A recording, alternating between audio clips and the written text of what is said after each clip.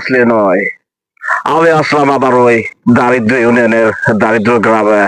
আর দেখেন আমাদের আমাদের রাস্তাঘাটের কি অবস্থা।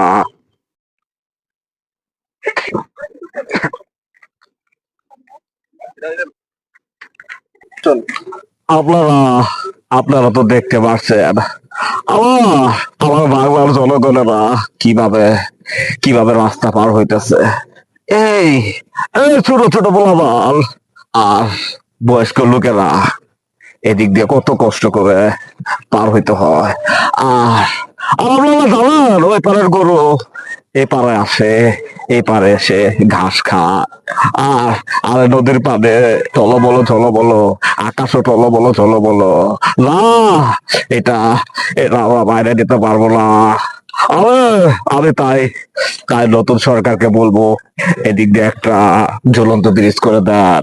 আর আর আপনারা তো দেখছেন এই এই বাঁশের সাঁকো, এই সাঁকো মাকু ইত্যাদি ইত্যাদি ইত্যাদি ইত্যাদি আর চলবো না।